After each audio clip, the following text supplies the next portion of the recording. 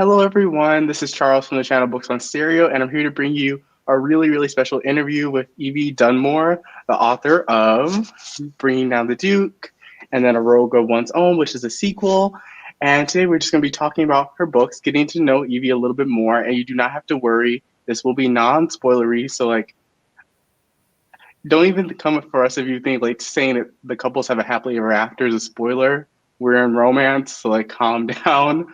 But the first question I have for you, Evie, is what kind of drew you to start writing romance, especially historical romances? I think it was because when the protagonist of Ring Down the Duke first came to me, Annabelle and Sebastian, like they popped into my head, it was very clear that it was, a historical time where they were meeting because they had some issues with their class difference. And as far as the romance is concerned, they had a lot of passionate energy, so I felt like I really wanted to explore that passion on the page, and then I also wanted them to have a happy ending, because I like happy endings, especially where love stories are concerned. So that's kind of how it happened, really. And were you always a romance reader or more historical romance, or were you reading other genres before you kind of segue into historical? I read quite a lot of historical romances before I started writing my own, and then when I was writing myself, I switched to reading contemporary romances, which I Oh, hadn't read as really? much before. Yeah, and I'd been reading romance novels for, I would say, a solid. Well, when did I start writing? Duke. I would say I was reading romance novels for about 6, 7 years before I wrote my own. I think. Yeah. Yeah. Oh, that's really cool. So, that's a good segue to talk about Bringing Down the Duke. One of the things that I love about this book, especially, it's interesting to say that when you were writing it, you were reading contemporary romances because I feel like this one it definitely is a historical, but it feels like it has some more modern sensibilities. So I feel like I don't even know if that was a conscious decision because even from because usually historical romances tend to be more mass market paperbacks instead of the big trade paperbacks. And one of the things that I absolutely loved about this book was that the whole feminist group that you introduced in this series, I was like, did that idea come to you naturally, or did you do research to find that society that Annabelle ends up joining? So it both actually happened. When I started writing the story between Annabelle and Sebastian, I very quickly realized, wait a moment, at that time in Britain, women didn't really have a lot of rights, and I remembered from my gender politics classes that I had at uni that in 1879, the Married Women's Property Act was still really weak and didn't really protect the property and the rights of married women. And I also didn't have the right to vote. So since there's already quite a strong power difference between Sebastian and Annabelle, I thought, how romantic is it really if she marries him in the end and is kind of his property? It didn't feel so romantic to me. So but the characters were already there and I already loved them. So in order to work with that, I thought, you know what? She's just going to fight for women's rights. And then I double checked at what point the movement was at that point in time, and I realized that there were quite a few girl groups springing up across Britain trying to advance the women's suffrage. And then I really researched them in depth because I really like my gender politics classes had been like 10 years ago, so before I started writing, so I'd forgotten the details. So that's when I started doing a deep dive into the history. Yeah, and that's really interesting because when this book kind of came completely out of left field for me, I subscribed to Book of the Month, and then I saw it was one of their selections. I was like, wait, what is this? Illustrated cover. I was like, let me read this, and I just flew through the book. I absolutely loved it. Oh, And thank I wasn't a you. huge historical romance reader, but this one definitely made me go now I need to go back and really get into historical romances because this was just absolutely fabulous. I love the feminist themes that are woven throughout the book and it never crosses a line where it feels like it's a little bit too much, but it also feels really grounded. I felt like I actually learned something while actually getting a really good and steamy romance because the steam is definitely here. And this book, I was like, I got like to some parts. I'm like, I was like, okay. I like you. You're like now an auto by author for me now, Evie. Like I All right, absolutely thanks. love the first book, and then we got to the second book, and I was like, okay, like I still love Annabelle. Like that's my favorite couple. So like I was like, man, like I like put this book off for like so long because I was like, Yeah, I love that first couple so much, I do and then I that with saw the series where I love the first couple. Yeah. yeah, I was like, is there any way that we can get a lot of Annabelle in this book? But then I picked up this book and I was like, it feels a little bit different than Bringing Down the Duke because I feel like in this one, it's a little bit more enemies to lovers romance, I would kind of classify it as. But I feel like you get to really know the characters and the struggle and like what the heroine is trying to do in this book by basically like she buys a publishing house, like make a pamphlet to basically take down Parliament, which I was like, "You're boss." Like that's like the ultimate boss move. Like in the first one, she's like, "I'm gonna marry a duke and bring down the patriarchy," and then in this one, it's like, "I'm gonna buy a publishing house and we're gonna get our literature out there." So I wondered, was that part of your research? Like that?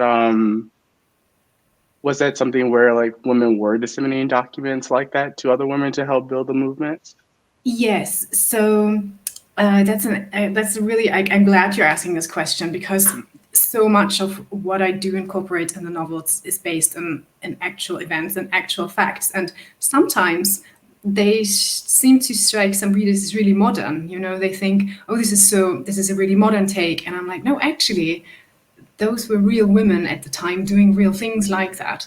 It's just that it wasn't mainstream back then, so we don't necessarily associate that type of activism or type of thinking with the time period.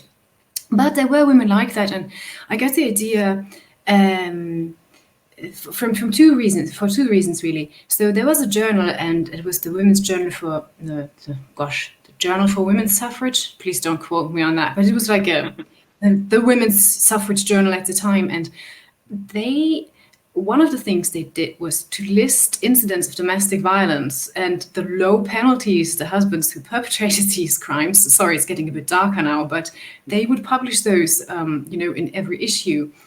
And women's rights activists were really livid that it was a bigger crime to poach rabbits than to beat up your wife, and the politicians in Britain like to kind of, not look at it too closely because they all had a wife at home. And then eventually they compiled a big report in the Home Office in, I think, 1978, where they did a data um, collection of all severe domestic violence incidents between husbands and wives. And that report really shocked people because the numbers were really high, and that was only for severe assaults in marriages. So it's still getting darker here. So dark figures, the shadow figures would have been much, much higher because you only saw the cases that actually ended up in court with people really hurt. So I thought it would be grounded in reality for a woman to compile another report, and a big one, and to really get it out there, not just for readers of the Women's Suffrage Journal, but women who don't care about suffrage, but who read their like magazine every weekend. And the truth is that the report in the Home Office focused a lot on working class people and not so much on middle and upper class people, where they pretended the only way, you know, spouses had trouble was by being ironic and cheating on each other. But the violence they pretended happened only in the working classes. So I thought, why Mm. not let my parents do something that shows that it's across all stratas of society? Yeah, that's like That's a really really long cool. explanation.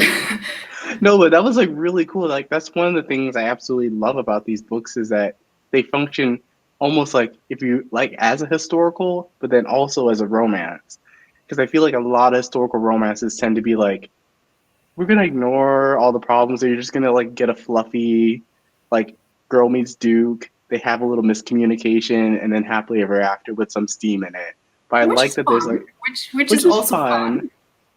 but like I feel like since there's so many books coming out in this genre, I think readers now want more modern flares in their historical romances or like a little bit of a modern edge. Like I would say with these books in particular, I would recommend them to someone who hasn't really read a ton of historical romance because I feel like the female characters that you include are really, really strong, really self-reliant, and the heroes are not problematic because like in some historical romances they can be a little bit problematic. But another question that I have for you for a rogue of one's own was this one was a little bit of a slow burn. I would kind of Yeah, classify it. I was yeah. like, when I started, I was like, wait, hold on, like haven't gotten to the relationship part.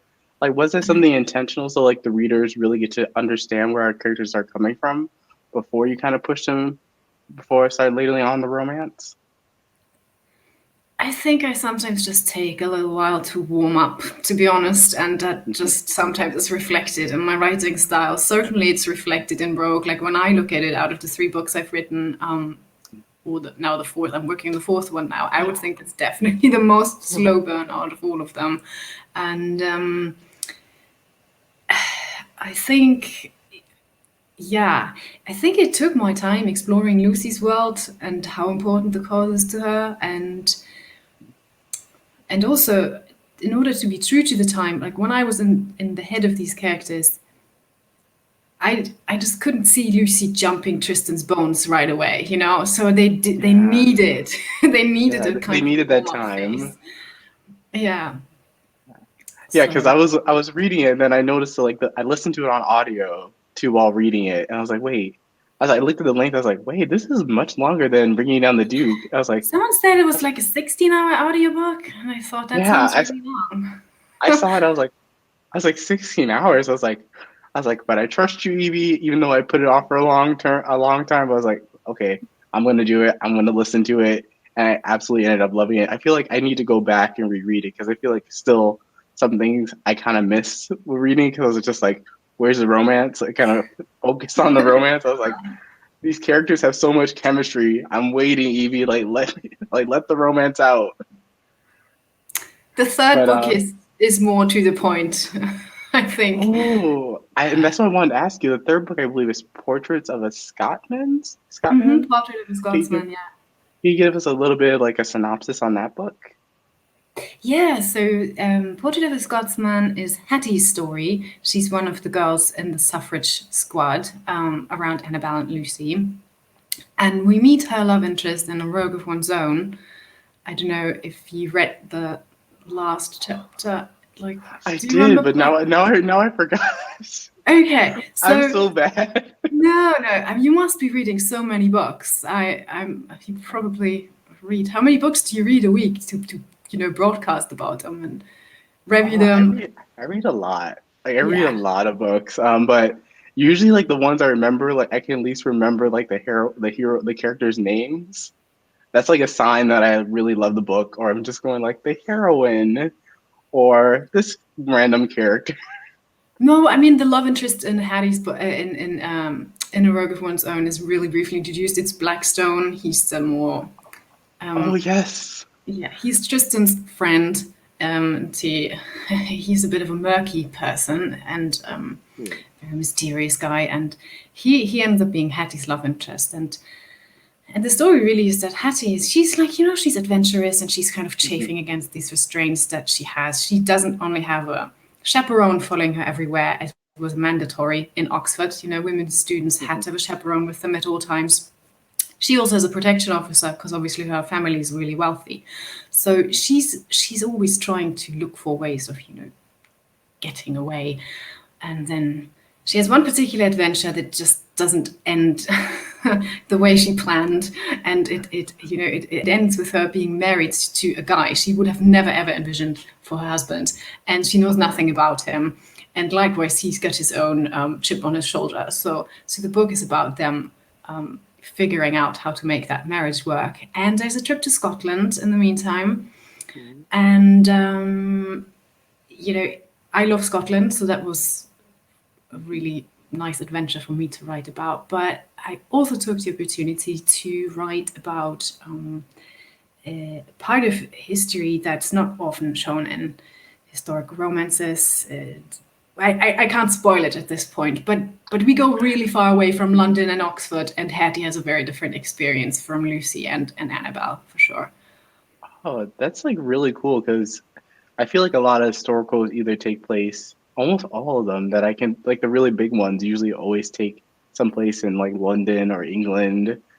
And like it's rare when you get like American set one or like one set in Scotland or something like that. Oh no, I would say Scottish romances are on the rise a little bit more, but that's really cool that we kind of get to step outside and kind of explore another corner of this world.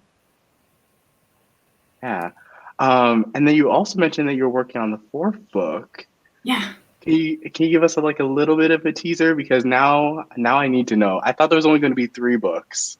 Now I'm like super excited. I'm like, I want both of these. I want arcs in both of these books. Well, just let me know if you need an arc, and I can see if I can work make that happen.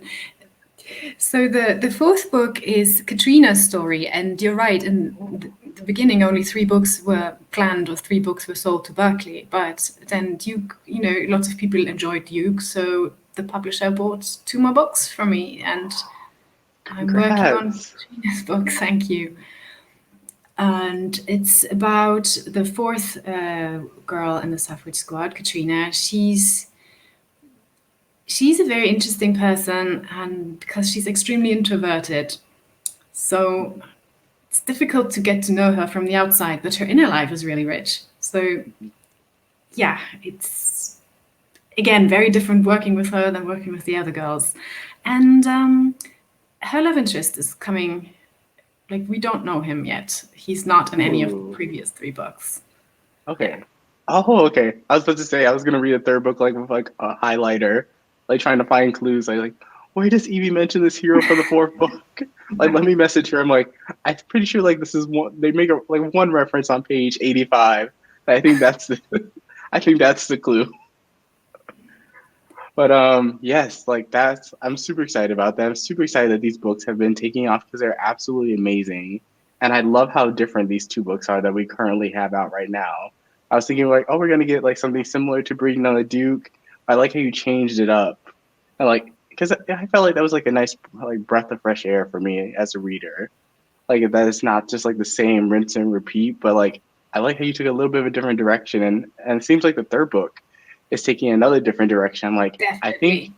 you're coming for like like one of my all time favorite historical romance authors. Like I'm like Oh, when I saw the cover, I was like, pre-order done. Like I already have thanks. the first two books. I'm gonna read it regardless Yeah. as soon as it drops. I hope you love Hetty's story then. Yeah, I'm really looking forward to it. But I definitely wanted to switch gears a little bit, and I wanted to ask you about some of your favorite romance authors or favorite romance books that you have been loving. Do you have any? You can go authors or books. Uh, it kind of goes hand in hand. I noticed that my favorite authors tend to write my favorite books. I have some series that I will reread a lot, and I'd like to just name them here. For example, I really like the Lisa Kleypas Hathaway series. I think they're such feel good books. Yeah. There's like a quirky family, they all find very different love interests, and it's a bit later in the 19th century. So I really enjoy the Hathaway series, and I also really like Julie Anne Long's Pennyroyal Green series. Oh, I can really recommend it. She has such an amazing way with words. Like, her turns of phrases are really good, and her characters are all really distinct.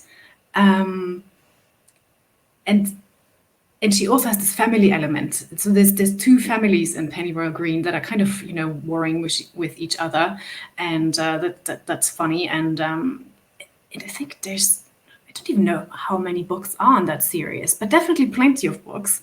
And oh, each book is unique, and I really can recommend it. And she's got some amazing dry humor. And with an eye on Portrait of a Scotsman, I think the last series I can recommend is the Highlander series by Monica McCarthy, and it's called the Highland Guard series. I don't know if you've ever heard of it. no, I haven't. I haven't. I need now you put it on my radar. Now I need to read it because I feel like I'm still a newbie when it comes to historical romance. I don't like to tell people that I haven't read a ton of Lisa Kleypas, and everyone's like, "You haven't read this series?" This series, I'm like, "No, I only read two of her books so far." Like, I'm Well, there's so sorry. many out there. It's difficult to read everything, you know. Yeah. But yeah, these three series I definitely love just rereading, and they're fun, and you learn a little bit as well, like about history. I think the Highland Guard series is inspired by some real events in Scotland at the time. Oh, that's really cool. And I have to ask you, like, would you be ever interested in writing in other different subgenres in the romance, subcategories within the romance genre, like paranormal, contemporary? Do you think you would kind of dabble in those genres a little bit? Yeah, definitely. The ideas I have for book five are slightly different, so just need to see if my editor's up for them. Is it like a little paranormal? Are we getting some like vampires? There wouldn't be vampires, no. But and at this point, it's probably even too soon to talk about it, to be honest. Mhm. But my interest is definitely there, and because personally, I love fantasy. I love reading Ooh. fantasy novels, so I could see myself try that. It's obviously is a different skill set involved, you know, but Mhm. considering how much I love reading it, would be awesome to write it as well. Yeah. And do you have any favorite authors of series? Like I personally love, I don't know if you ever read Amanda Boucher. She has a Nope. Promise Kingmaker trilogy, and it's like one of like the it's such a good set of three books. I remember reading the third book and had to take breaks because I was like I was getting too emotional while reading it. I was like, what is happening? Like I feel for these characters, like a betrayal happened here, a character died here. I'm like, okay, I need to read something else and then come back and read a couple chapters. So I'm like too in this character's head, but I just wanted to know, do you Oh, have any that's favorites that good. you Being in recommend? characters, right? Yeah. Yeah, Like I really like the work by N.K. Jemisin. Like, I love her Broken Earth trilogy. I don't know if you've heard of it, yeah. but Mhm. yeah, I think she's really good. And I like YA fantasy, some of it. Like, I like Holly Black. I like her. Oh, it looks so good. Yeah, so that's a lot of fun. I could read her. What is it actually called? The Cruel Prince and the Wicked King and the Queen of Nothing. Is it? What's the name of that trilogy? I forgot. I don't actually remember. I read the whole trilogy, but I always just refer to it as like the Cruel Prince trilogy. Yeah, same. So, but those were a lot of fun. Like I read those really quickly. I also like books by Roshani Chokshi. I think she writes really amazing friendship and friend groups, and in a similar vein, Lee Bardugo. So those would be Yeah. the big ones that I love. I can just pick them up and read them, and they're amazing. Yeah, they're like I would say YA is probably a little bit underrated when it comes to fantasy after like the big boom with like Twilight and Hunger Games. Like there's been some really amazing series. Like I absolutely love Six of Crows. I was just like, how is Yeah. this YA? Like this is like it's like one of those titles that like can almost be sold in the adult section, and I don't think adults will be angry because it's so. And the second book just like broke my heart. Yes. What happened to one character? I did not see it coming. I was like, oh, but it made sense, Lee. But it made It sense. made sense. It made sense that it happened, but it was sad. Yeah. Yeah. Yeah, I was wondering too, on that topic, would you ever think of doing paranormal? You said fantasy, probably fantasy, but any interest in doing paranormal? I'm not sure. I mean, I'm always open because I don't know what's going to inspire me or what's going to how do you say to spark something. Hmm. So paranormal you would define with there being creatures like vampires and werewolves and stuff, right? Well, I like reading them. I love the Immortal After Dark series, for example. Then that would So probably be good. paranormal, yeah. So I love that, but I'm open to it. If something like that comes to me, I'm up Mhm. for it. But Oh, that's really cool. I was gonna suggest like maybe you could write a paranormal historical romance. I don't think those ooh, really exist. But I was like curious. I was like, they have to. I don't think they. I can't remember of one. I know there's like one that I think that's more of a ghost story. oh, But I interesting. haven't. I don't think I've known any like major. paranormal historical romances. I can recommend a Um, really good TV series that's a oh, paranormal historical series, though. Do you know? It's called Penny Dreadful. yes, I heard of that. So it just was okay. It's not a romance in that there's happy endings all over the place, but I think it's strangely underrated, but really excellent. Set in the Victorian era, lots of creatures. Eva Green plays the lead, as she's awesome, Ooh.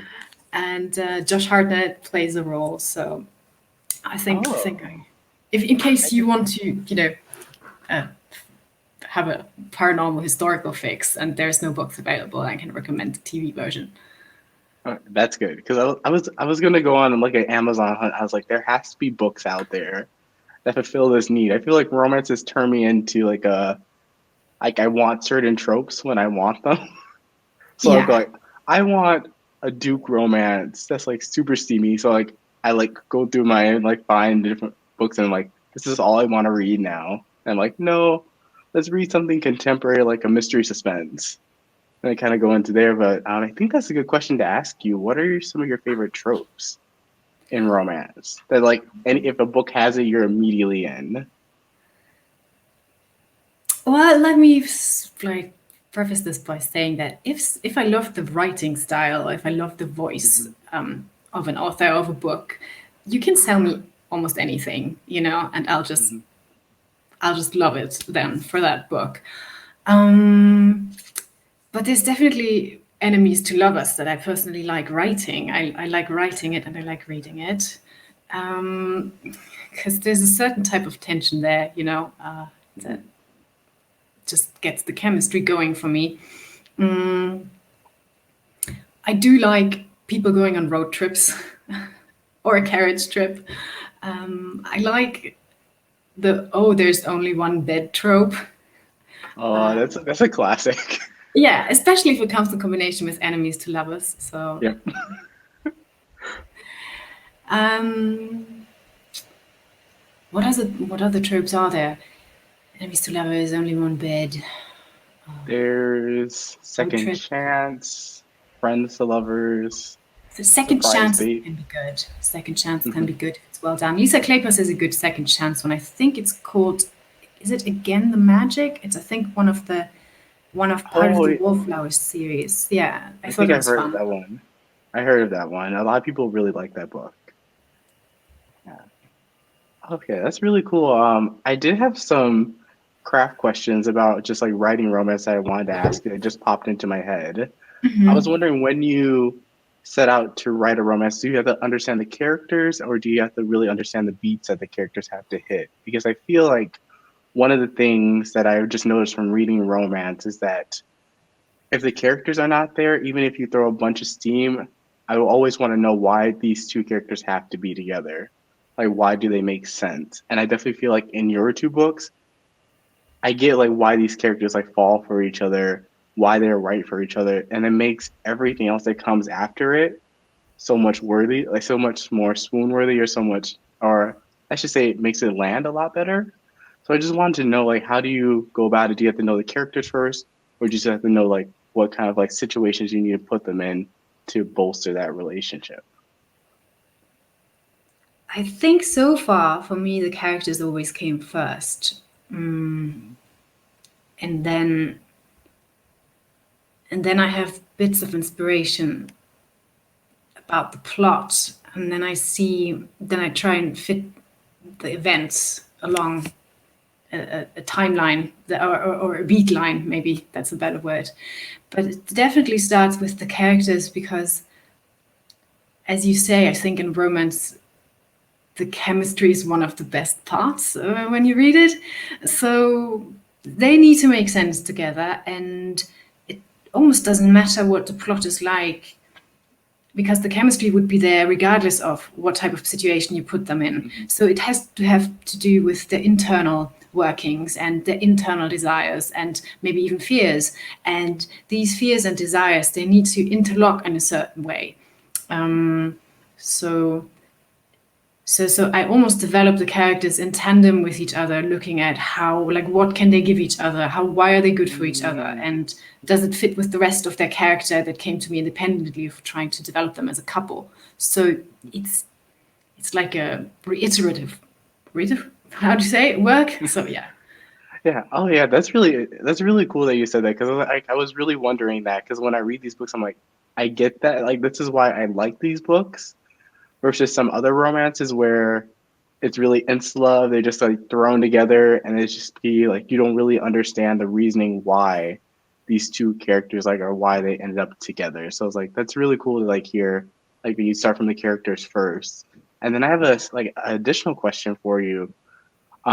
Did you already know the couples for at least the first three books that you had already planned besides the first one? Or you just kind of like discovered that through your process?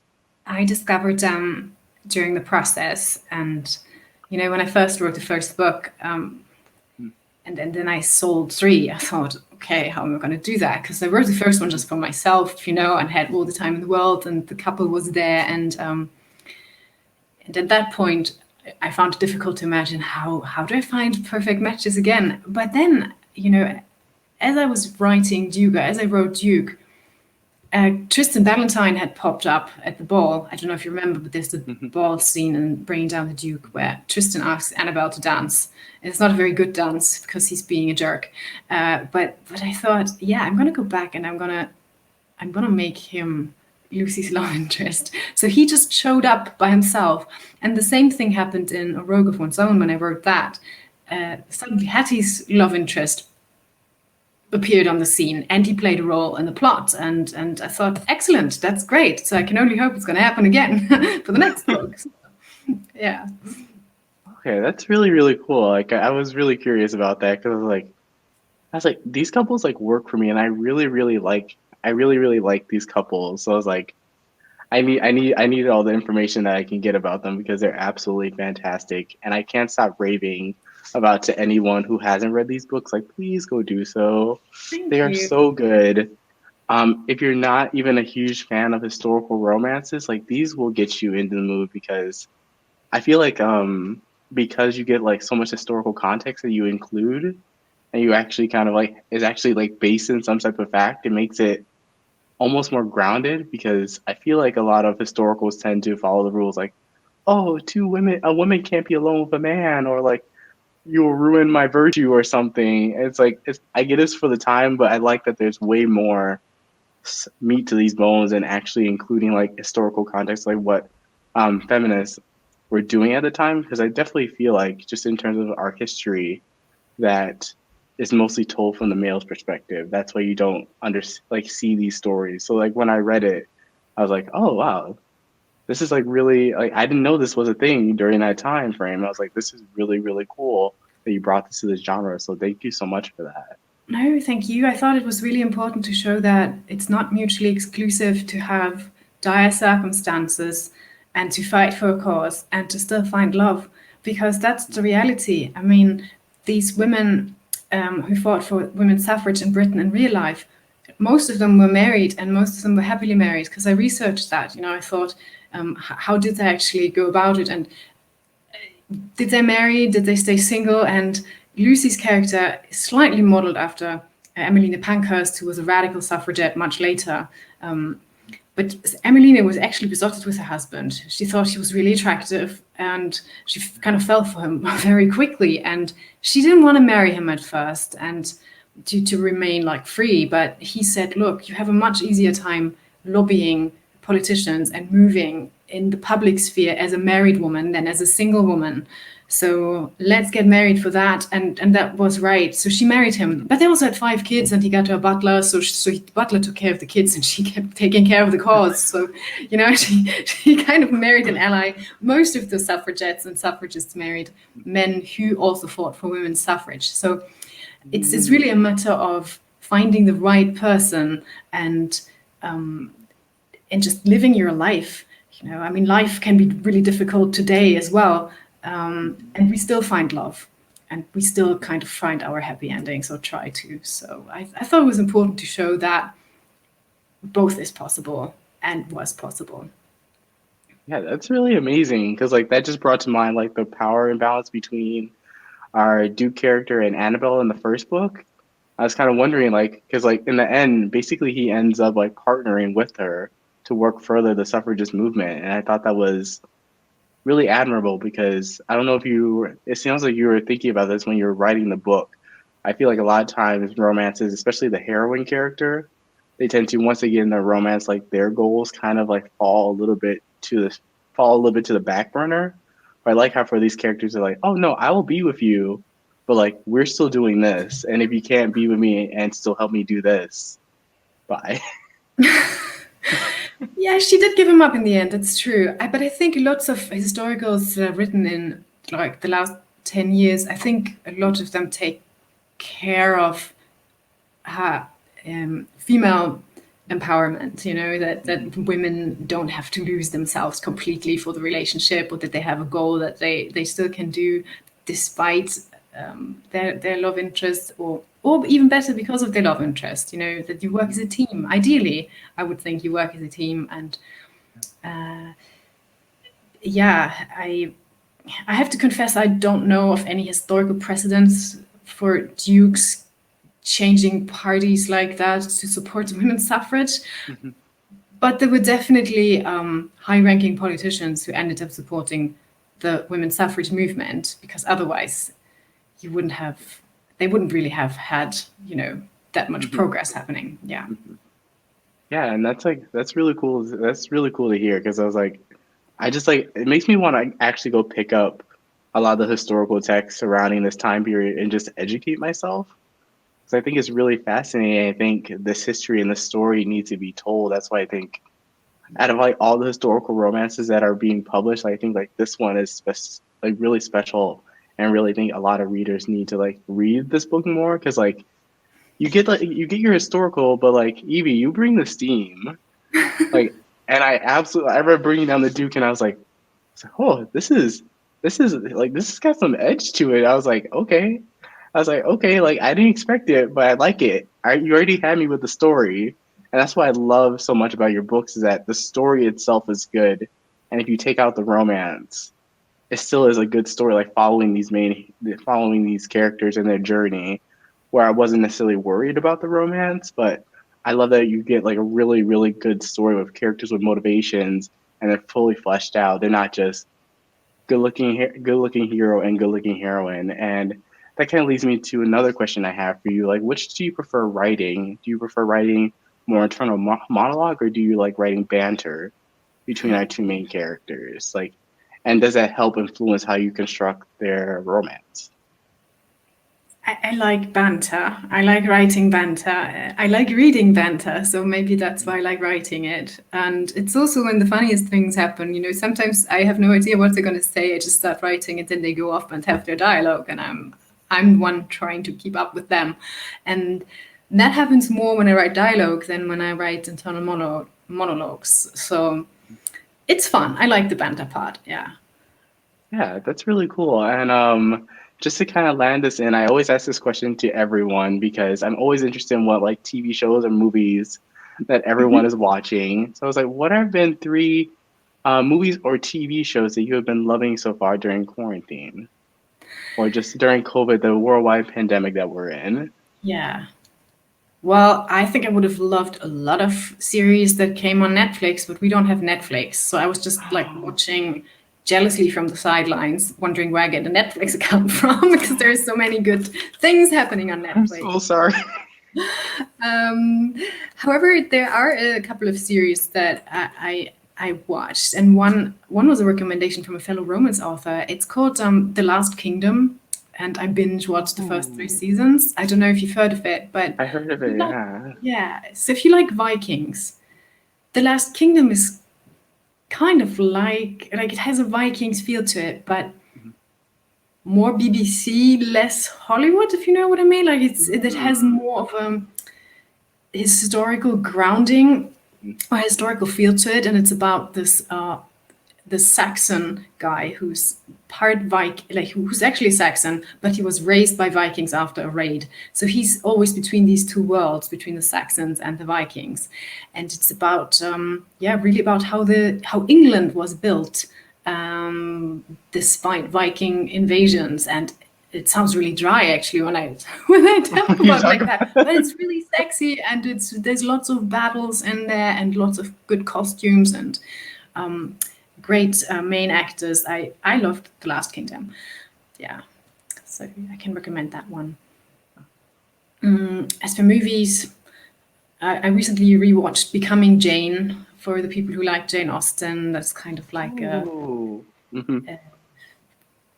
free interpretation of when she was younger and she Hmm. was having her own little love story that never really worked out. So it's really sad, but it's also really beautiful. And James McAvoy and Anne Hathaway play the leads, so it's really fabulous to watch.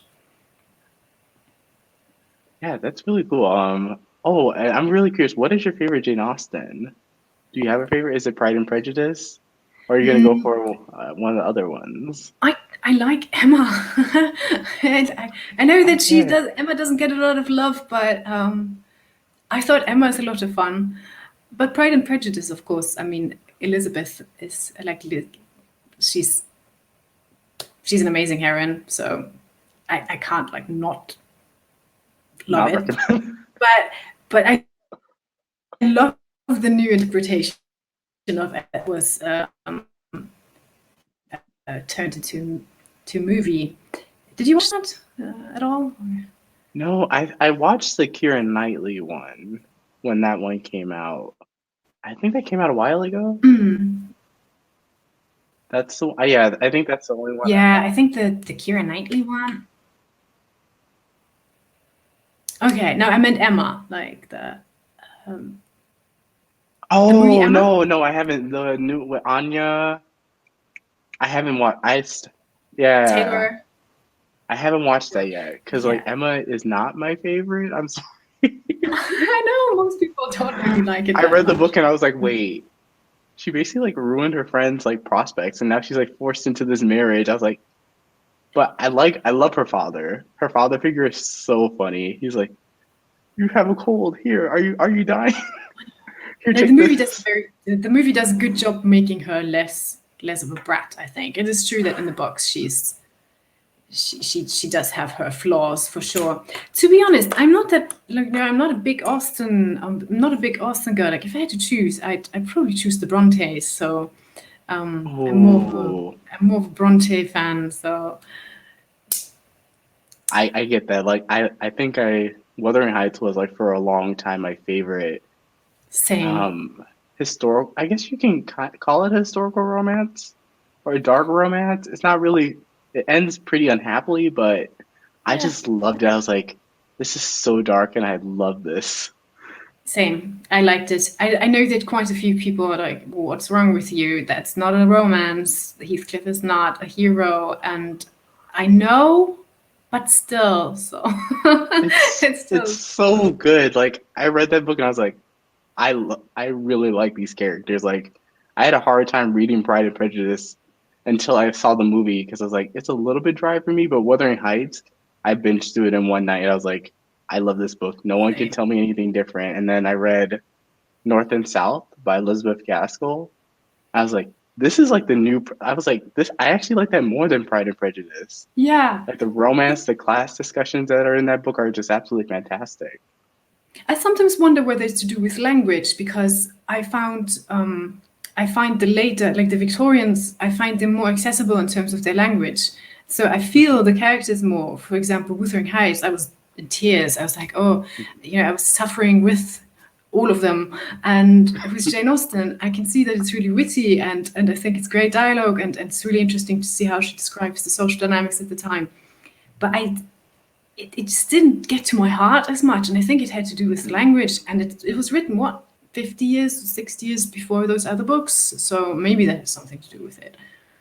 Yeah, that's really cool. I'm like, I'm glad we can bond over our love of Wuthering Heights. I did not know that you really like. A lot of people don't like that classic.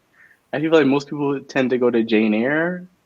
Like if they don't like Pride and Prejudice, that tends to be one of their top ones. But I was like, Wuthering Heights is for me. Like the twisted, dark, really sad. Like I didn't even know. I was like shocked by all the plot twists that happened in that book. Yeah. I was like, this is messed up. Like this is like dark. I was like, and I love it, especially in that time period.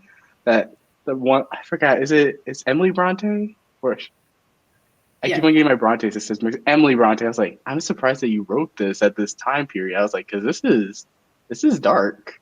Especially since they never get out much, you know? It's not like Hmm. those women were out there and making their own experiences overly Hmm. much. They were pretty much all in the house together for most of the Hmm. time. So this is something that I can tell you about the third book, that Hattie and Blackstone have a book discussion about Wuthering Heights.